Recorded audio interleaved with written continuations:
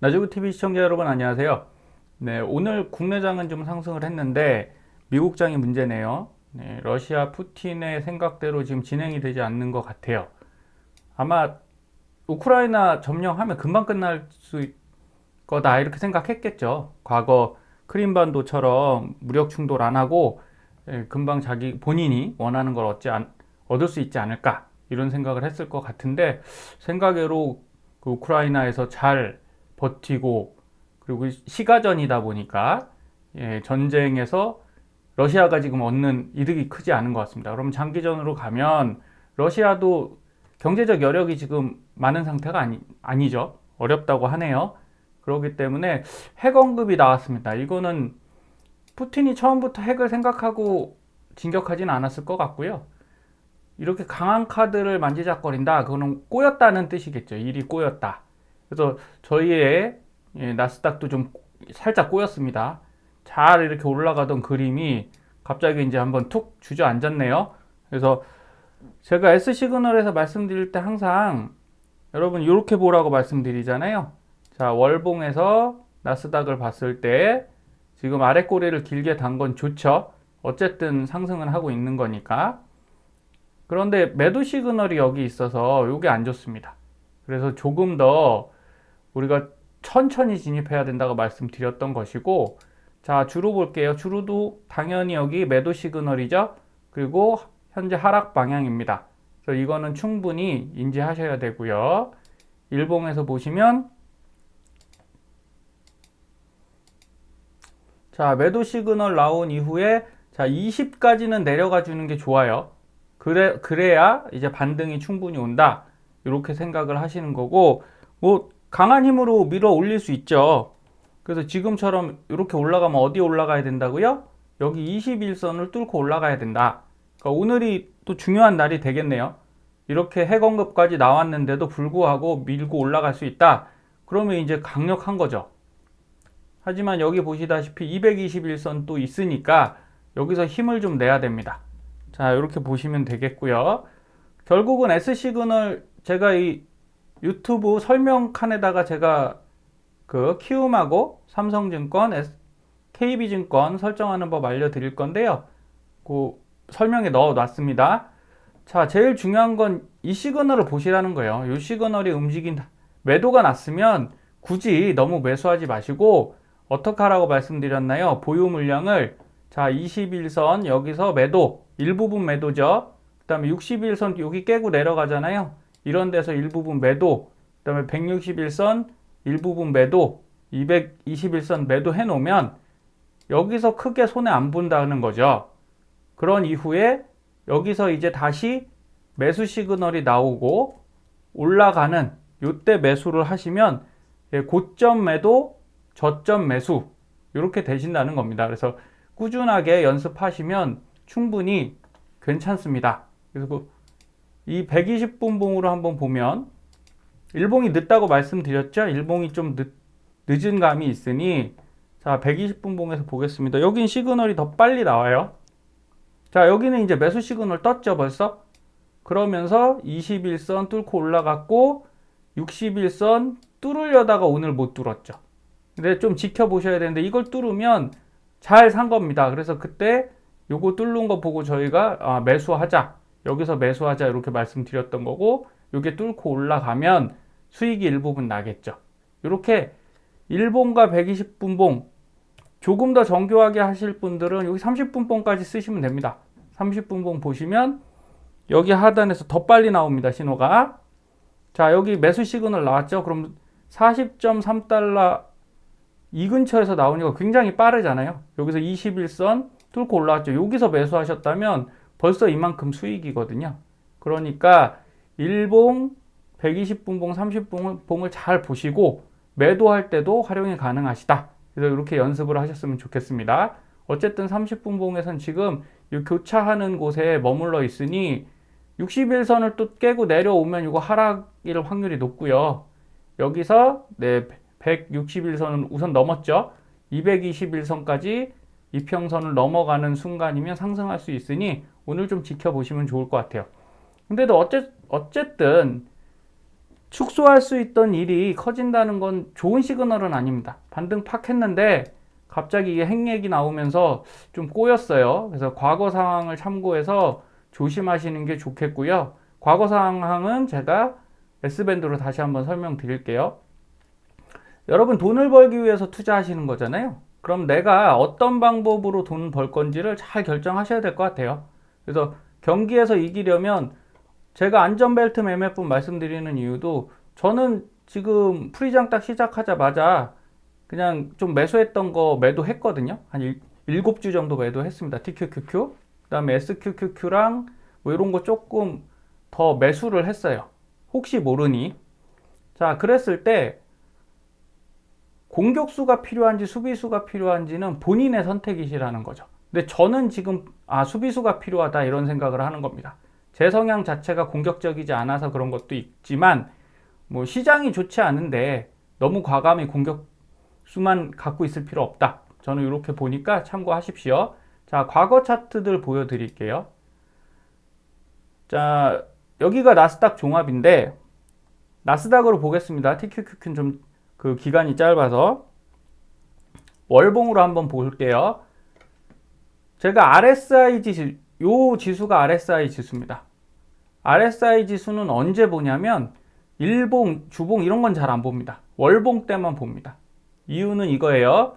나스닥 종합이 이렇게 쭉 올라왔는데 자, 여기 보시면 2008년도가 금융위기였죠. 자, 금융위기 어땠냐? 요때 이 중앙선 보라 라인을 뚫고 하단에 내려갔습니다. 그렇죠? 그러면서 RSI 지수가 여기 70을 깨고 내려와서 이제 30선에 이렇게 머물렀어요.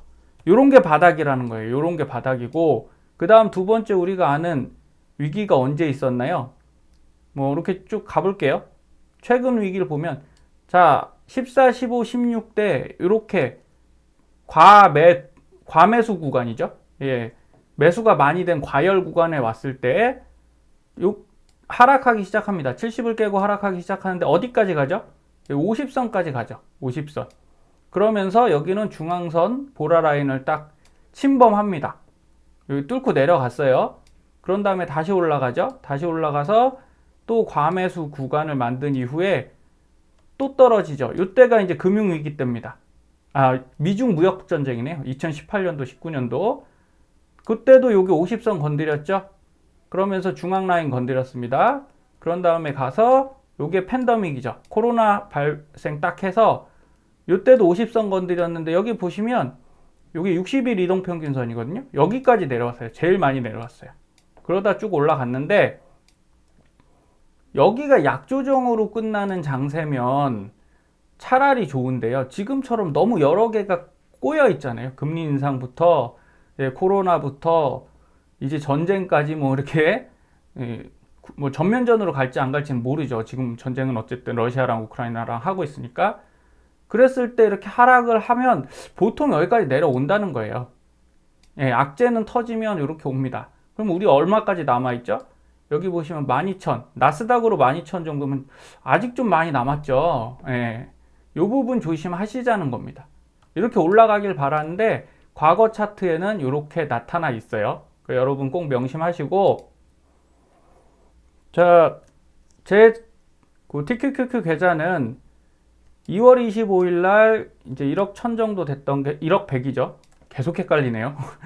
900을 더 넣어놔야겠어요. 아주 1억 1000을 만들어 놔야겠습니다.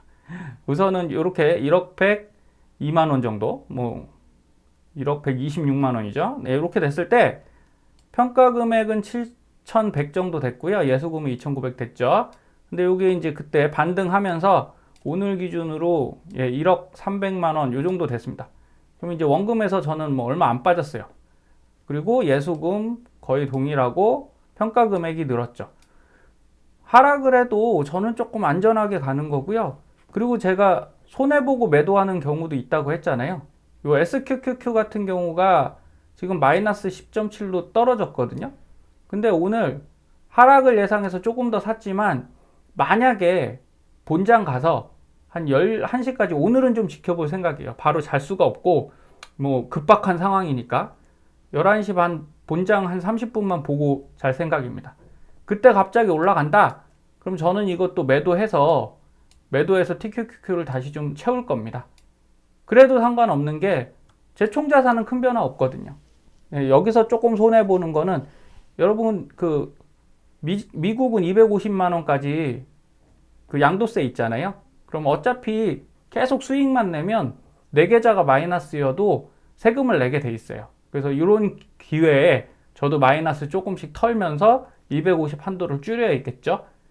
그런데 뭐 워낙 성과가 좋아서 250을 넘는다 수익이. 그럼 내야죠. 세금은 어쩔 수 없는 것 같습니다. 그래서 요 TQQQ 수익 났던 것도 우선은 저는 오늘 프리장에서 매도했습니다. 1%대 되더라고요. 그래서 매도하고 현금 보유해 놓고 이따 본장에서 한번 볼 생각이고요. 그래서 여러분께서도 좀 안전한 방식 하시다 보면 좀 늘어나실 거예요. 투자는 이렇게 생각합니다. 본전을 생각하는 순간 우리는 사실은 실패하게 된 거예요.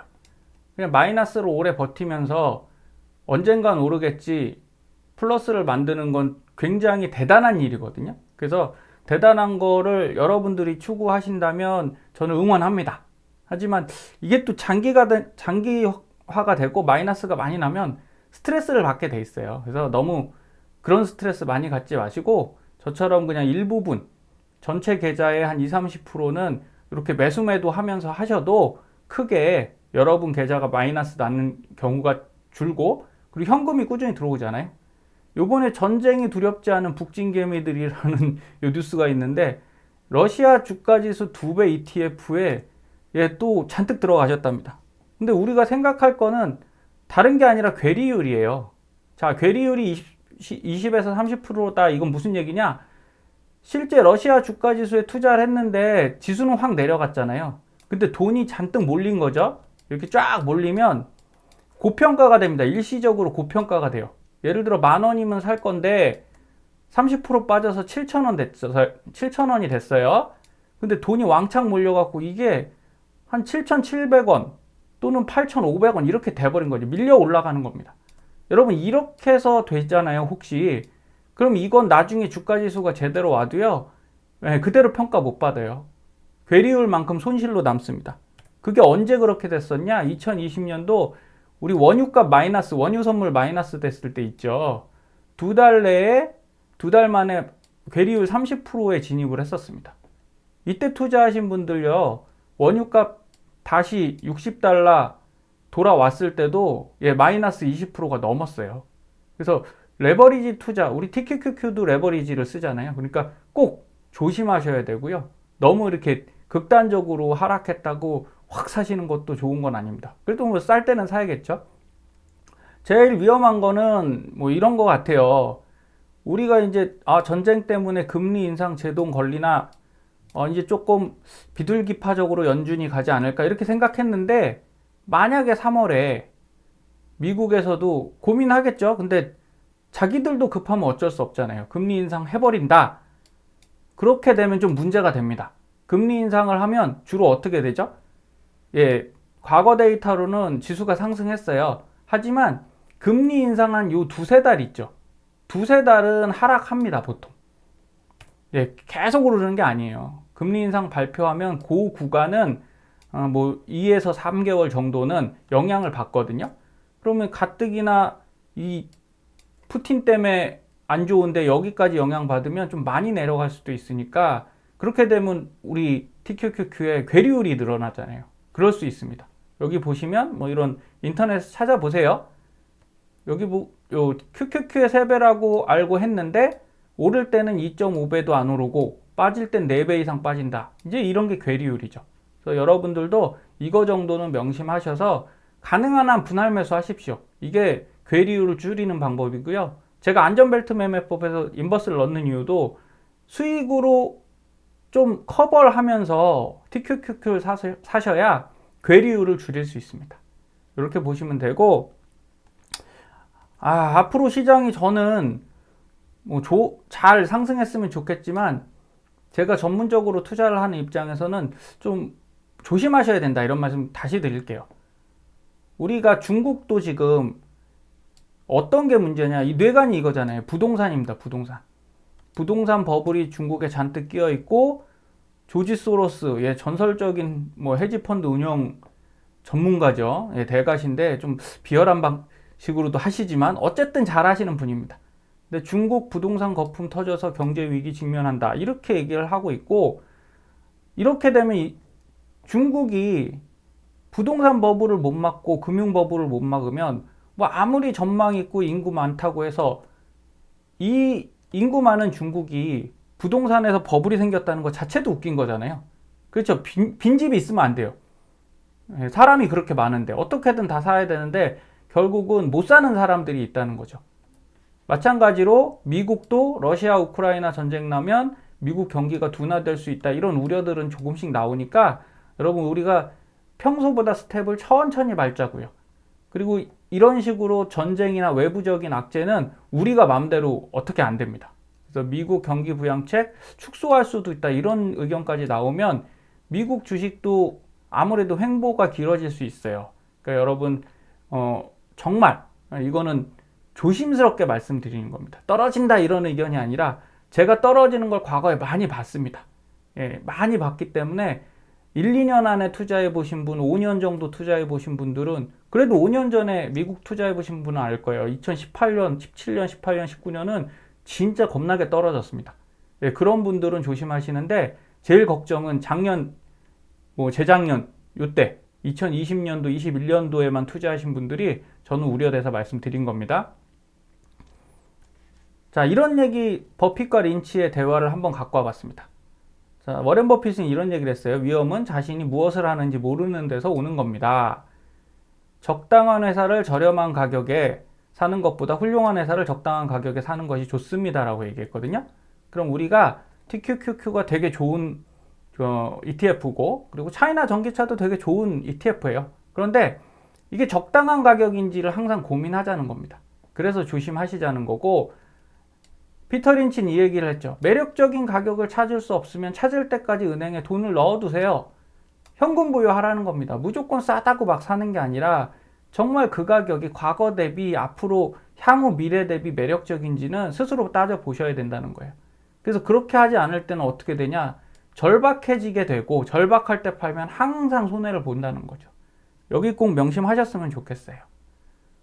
자, 차이나 전기차 이 말씀 드릴게요. 자, TQQQ는 그래도 제가 볼 때 조금 더 그림이 좋습니다. 이유는 이 차트 보시면 나와요.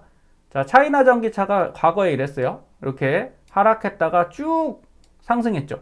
쭉 상승했다가 지금 다시 하락했다가, 예, 반등 중인데 이때 추세선을 깼습니다. 추세선을 이렇게 딱 깨고서 올라왔어요. 이러면 여러분 상승인가요? 반드시 상승인가요? 예, 저는 물음표예요. 현재까진. 제가 18,000원까지는 갈 거다 이렇게 말씀드렸잖아요. 예, 갔으면 좋겠고 갈 수 있는 확률이 있습니다. 그런데 보시면 뭐가 없냐, 되게 아쉬운 게 하나 있어요. 자, 장대 양봉이 없어요. 거래량에. 여기 보시면 이 분홍색 장대 양봉이 없죠. 여기서 올라갈 때 어떻게 올라갔어요? 장대 양봉들이 주르륵 터지면서 쭉 올라갔고요. 네, 그래도 중간중간에 장대 양봉들이 있었는데 지금은 안 보여요. 전무한 상황입니다. 그럼 이거는 강하게 올라가는 그림이 아닙니다. 자, 올해는 진짜 욕을 많이 먹고 있는 아크죠. ARKK인데 더 떨어졌죠. 여기서 훨씬 더 떨어졌습니다. 그런데 패턴 보시면 조금 비슷해요. 여기서도 상승해서 하락했다가 쭉 올라왔습니다. 쭉 올라왔는데 이거 비슷하잖아요. 차이나 전기차랑 이렇게. 어차피 모든 자산은 비슷한 패턴을 가집니다. 그러다 하락했죠. 하락하면서 이 추세선을 깨고 올라오기 시작했어요.